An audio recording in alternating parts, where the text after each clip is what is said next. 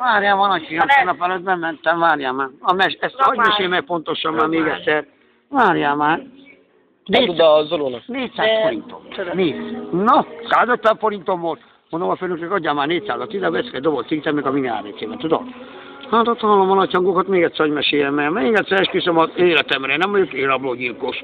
Én nem, de ezt könyörögtek, hogy menjek be már. Hiába leétem vele 26 éven.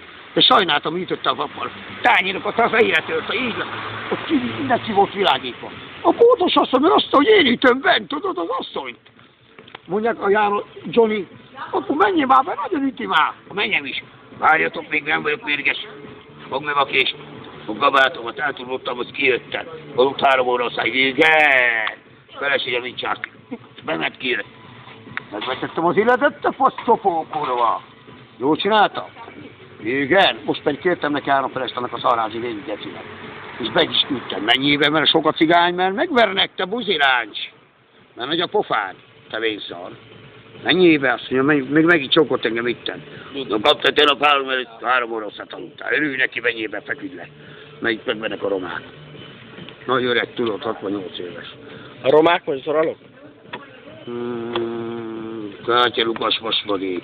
Halljak meg, én is az vagyok, de most nem azért. Mikor basszak tőle? Mindig ezt mondja, kinek a fiam, az unokapádnak, azt leveretlek cölöpnek. Cölöpnek! Unokapádnak. Te sem vagy ám egy csolos. Nem ám, csak a apád lehet, hogy nagy barátom ám a Führer. Nagy fasza van. Igen! Kis cipő! Működik a vízipipa, hamburgi vízipipa működik. Nagy kupával, óvatosan, keserves. Na, azt akkor szopjuk a faszán kettéte. Azért még felelni kell a faszóba gesziládának, igen? Felelni kell.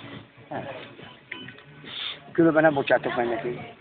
Jó, azért az Isten is megveri. Ugye a gyerekeinek baszásból adott pénzt, szopásból, abból volt a zsebben a pénzük. El is köpök egyet. Köpő még egyet. Verje meg a Jóisten a fejüket, Isten meg megveri őket ezért. Ugye azért a családja, 20 évesek, mind a baszásból ettek. Én nem ettem belőle, egyszer kínált engem kajával tavaly. Jó, hogy fél azt mondja a lányának, kínáld meg apádat ennivalóval.